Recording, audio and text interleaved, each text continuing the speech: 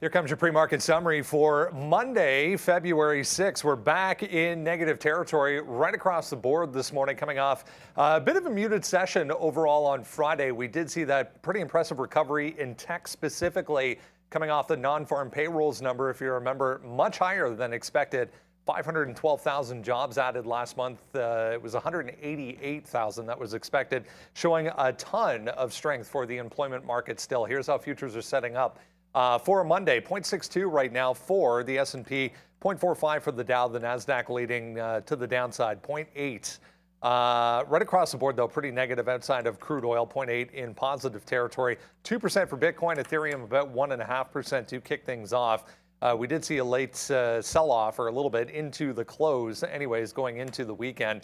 That's how we're setting up to kick off the brand new week. Still a nice uptrend in place here, though, for the overall market. That's how the Qs are looking. The NASDAQ ETF, same story, nice uptrend still very much intact. We'll have a look at Tesla coming up here this morning. Late on Friday, Elon Musk found not guilty or not responsible for damages that were brought before him in that take private 420 tweet. We'll talk about Tesla showing a ton of strength, relative strength here to start things off on a Monday. Back to the upside we go for Tesla. Back to the upside ever so slightly here for Apple this morning. A little bit higher on the relative volume scale in the pre-market after a pretty nice day on Friday.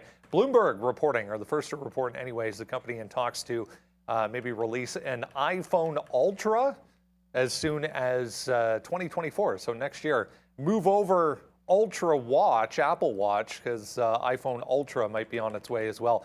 Chinese ADRs to the downside for the most part, all of them under pressure, including the EV makers after the U.S. shot down that quote-unquote spy balloon, if you missed that over the weekend.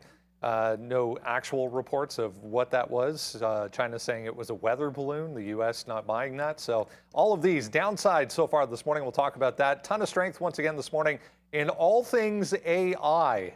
Wow, that's C3 AI. Just a couple of weeks ago, this thing was around $10, $11, trading close to 30 to start off the week. BBAI back on watch as well, very active to end last week. We'll have a look at Meta.